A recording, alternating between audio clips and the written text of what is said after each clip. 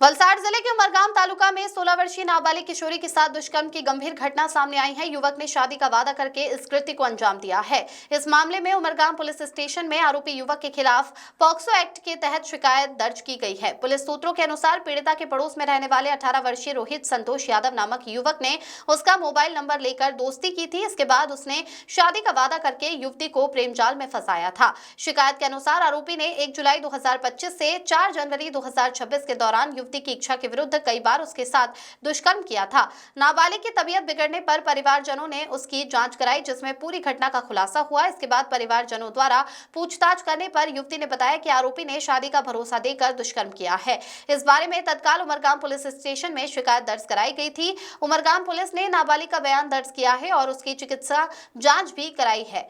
Police ने आरोपी के खिलाफ पॉक्सो एक्ट सहित संबंधित धाराओं के तहत मामला दर्ज किया है और आगे की जांच शुरू की है।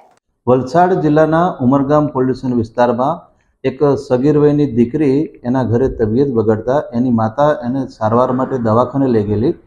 સારવાર દરમિયાન એની માતાને જાણવા મળેલું કે પોતાની સગીર વયની દીકરી ગર્ભવતી છે, જેથી આ દીકરીને વિશ્વાસમાં લઈ અને પૂછપરછ કરેલી અને આ બાબતે એની માતાએ આ પોતાની સગીર દીકરીને ગર્ભવતી બનાવનાર ઈસમ સામે ઉમરગામ પોલીસ સ્ટેશનમાં ફરિયાદ આપેલી। उमरगाम पुलिस तात्कालिक फरियाद रजिस्टर करी અને આ દીકરીને ગર્ભવતી બનાવનાર ઈસમની તાત્કાલિક ધરપકડ કરેલ છે।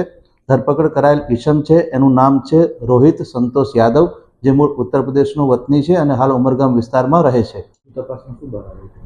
તપાસ દરમિયાન જાણવા મળેલ છે કે ધરપકડ કરાયેલ ઈસમ જે આજે સગીર વયની દીકરી છે એની બાજુમાં જ રહેતો હતો અને સોશિયલ મીડિયા મારફતે આ દીકરીના સંપર્કમાં આવેલો હતો।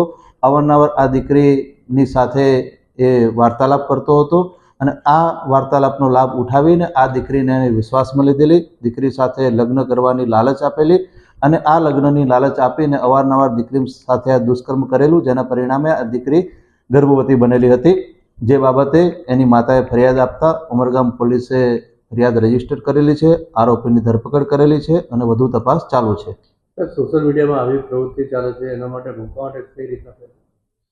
આ તબક્કે મારી તમામને અપીલ છે કે સોશિયલ મીડિયાનો જરૂર પડતો જ ઉપયોગ કરો, અજાણ્યા માણસોથી સાવધાન રહો અને પોતાના જે સગીર વયના દીકરાના ખાસ સોશિयल मीडिया એકાઉન્ટ છે એ મા બાપે વેરીફાઈ કરવાની જરૂર છે। द वॉइस न्यूज के लिए श्रेयस सोनगढ़वाला की रिपोर्ट। अपने ब्रांड को नई पहचान दें। हमारे न्यूज चैनल पर विज्ञापन देने के लिए अभी इस नंबर पर संपर्क करें 9898889116 पर। खबरों में बने रहने के लिए तो वॉइस न्यूज को सब्सक्राइब करें और बेल आइकन दबाएं।